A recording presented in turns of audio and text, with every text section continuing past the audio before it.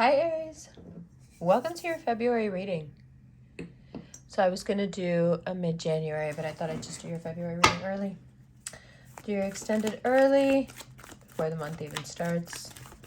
And then we'll get to the all signs and everything else. So for you, Aries, it's not so much how you're feeling as much as how other people are feeling and how it's affecting you. You are very much in your power. In the middle of the month, you're going to have Venus moving into your sign, which adds a whole other level of impulsivity, of flavor, of fire, of good luck, of bold ideas. You feel like you're on top again, you know? Things make sense, you're having great ideas, you're feeling bold, you're saying bold things, right? You're being brave. What is going on? What's all over these cards? It's good. So during this time, it's very easy to, for example, meet somebody.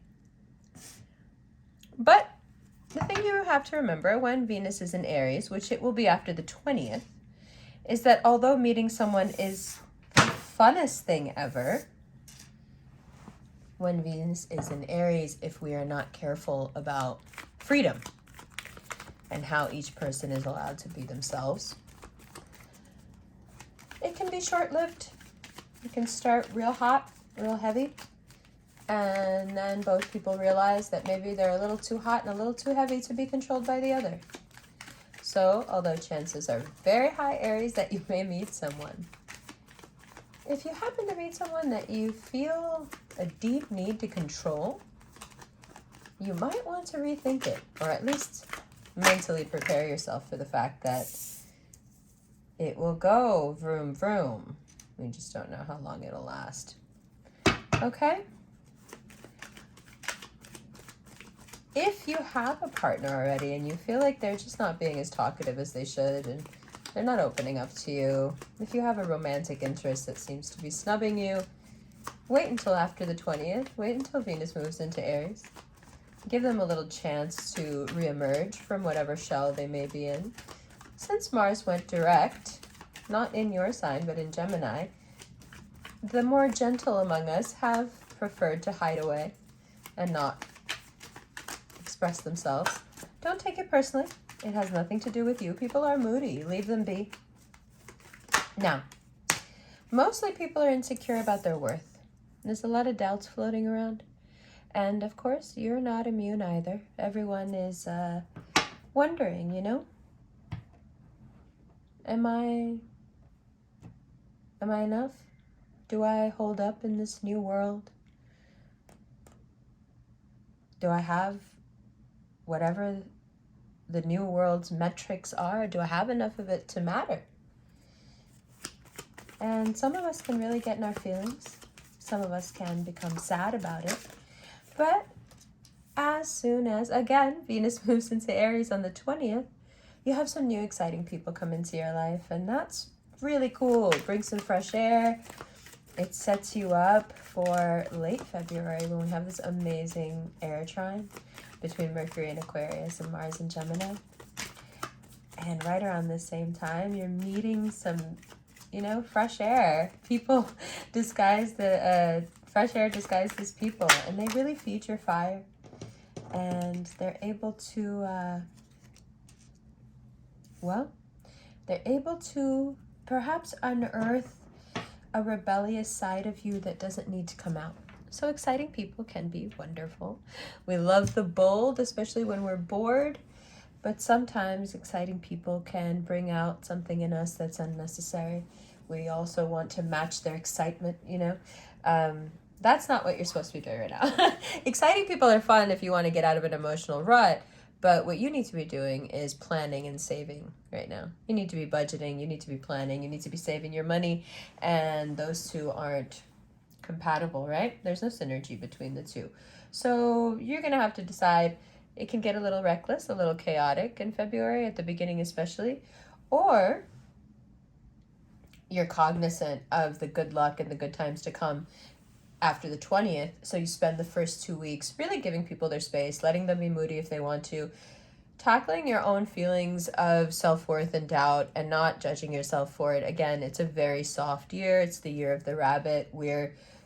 Even when we're dealing with really heavy themes, like what do I take from myself? How do I rob myself of the things that I need, the things that are given to me? One of the questions that Aries tackles throughout the year of the rabbit is your relationship with your fate. Why do I utilize the things that I'm given the way that I do? And some of you will think, why am I so good at utilizing it? Some of you will think, why am I so bad at it? These questions of self-worth and how you use what you're given, they will arise again and again. You get your first little taste of that here in Aquarius season. But I think the thing, and which is why I've made this reading so Venus heavy, I think the thing to really focus on is that boldness, that brazen feel that you may have thought you lost, that you really do feel is sometimes your whole personality. You haven't lost it. Sometimes it takes softness for the fire to be seduced back into the foreground. And you've been hiding for a little while. We don't really talk about it. It's the general. Maybe because I know it's going to be on Patreon first, I can be a little bit more personal without feeling like I'm betraying your trust. But you have been working back up to that fire being as strong as it used to be. Some of you have had thoughts, I'm not who I used to be. And it's been a pervasive thought, a sad thought, and a pervasive sad thought. But there's a couple of ways that you should not self-care when it comes to feeling less than. Spending money to impress other people or to make yourself somehow feel better instead of dealing with actually what's making you feel inadequate is not going to help. It's just going to wreck your finances for the months to come.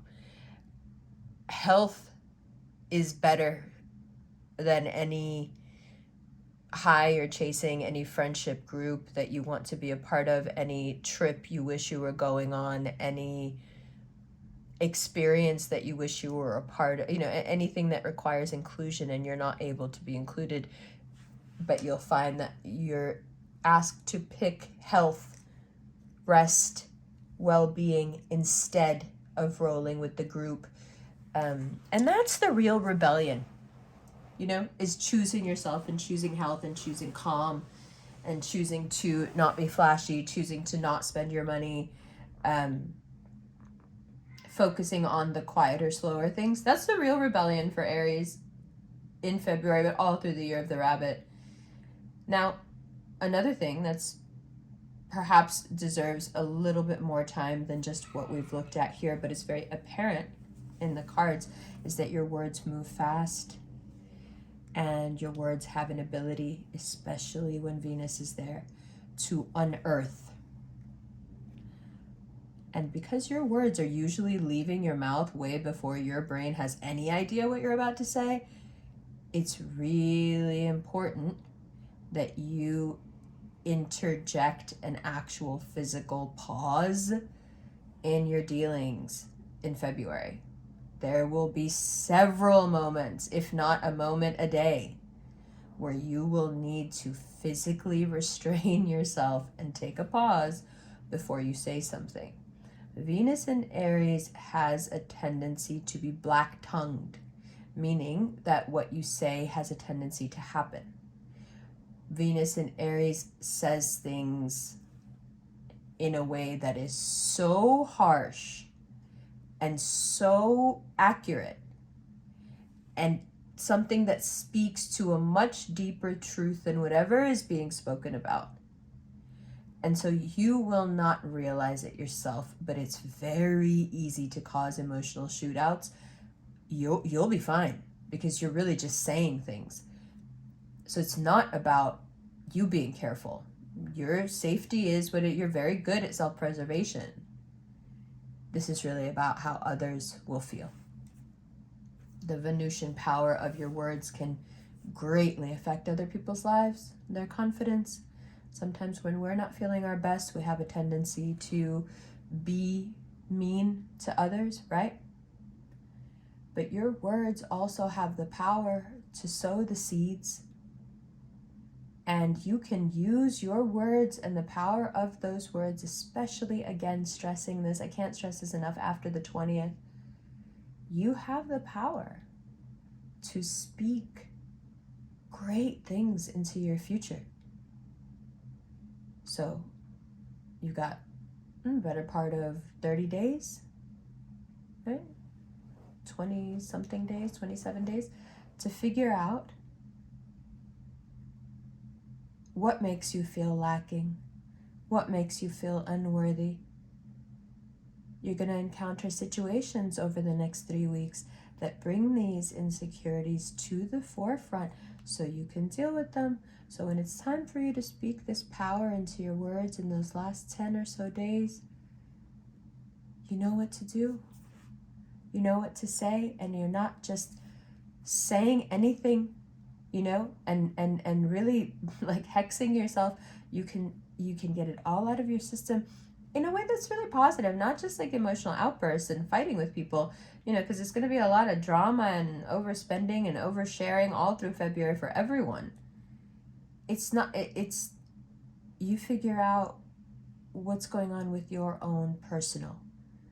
Why do I feel like I don't deserve this? Why do I feel like this is too good for me? Why do I feel like the other shoe is going to drop?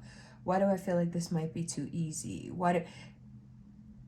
And the crux of all this is going to come back to, am I good enough for how well things are going in my life? It's a really it's a psychological conversation between your sense of self-worth and Jupiter, essentially.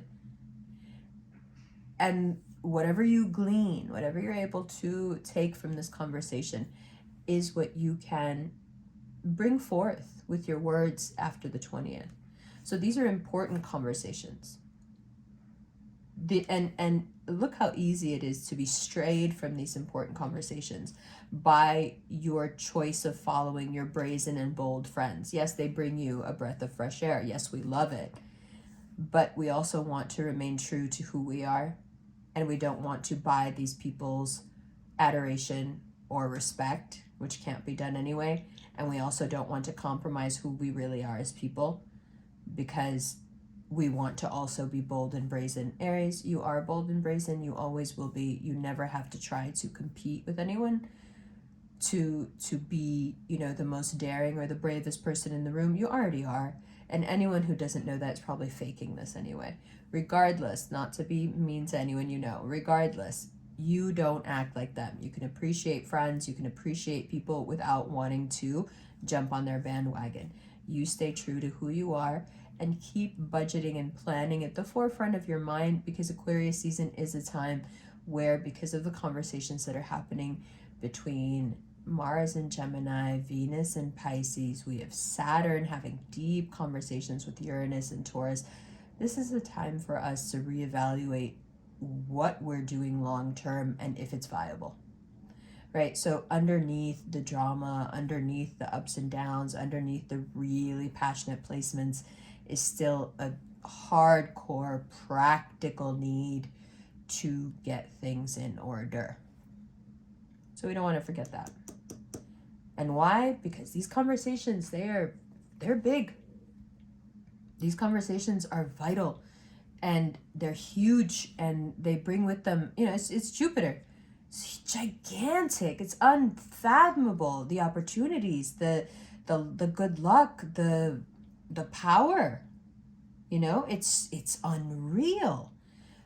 You find yourself, being able to go places you didn't think you could go, be in love situations you didn't think could exist. It's the doors of luck flung open, and you can walk right through, but you're so smart and you're so dedicated to self, which I adore, that you will be able to see that even though everything comes at you once you walk through the doors of good luck, there's a few things you can't forget about. And those are the things that truly will sustain you, and you won't fall victim to the lottery curse. And perhaps that's how we should finish.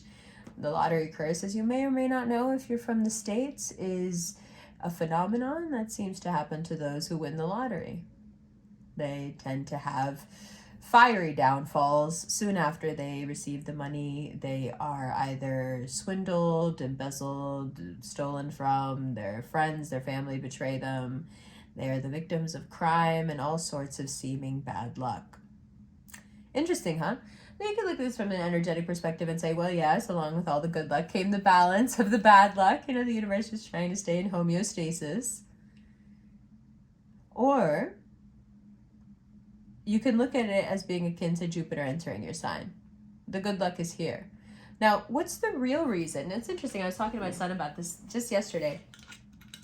The real reason for the lottery curse is not the money. It's the choices that people make in their life. And those choices are what took people to wherever they are before they won the lottery. And those choices will take those people wherever they're going to go once they have the money from the lottery, which is back to not having the money.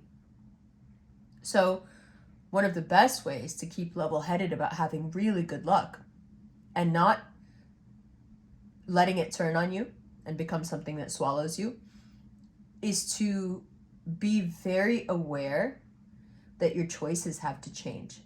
You have to be aware of what you have in your pocket now. You can't think the way you did before Jupiter was here. Do you understand? You just have more. You have more attention, you have more luck, you have more money, you have more opportunity, but you also have more eyes on you.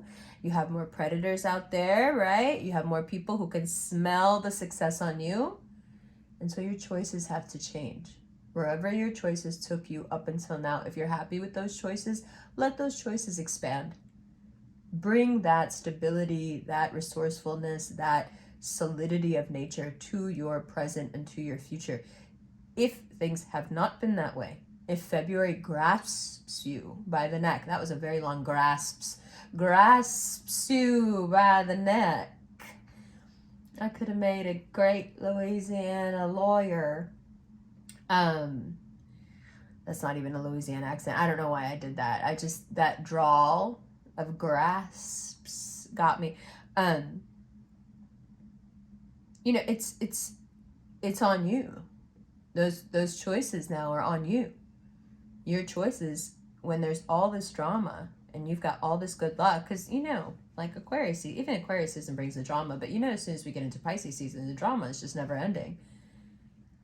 If you've got a hold of those good choices that have brought you this far, those will expand. But if you know yourself that there's been quite a lot of chaos, and this is the time to have, you know, a real serious conversation with yourself and decide what it is that you do want to speak into existence when you have the power to do so. And, you know, part of that, let's not forget, is that love interest. It's very possible for you to meet somebody really exciting. But if you meet someone really exciting and you start to fall in love with them because they're really exciting, the next thing you want to do is put a leash around their neck. It's not going to last. I love you. Mid-February, coming up soon.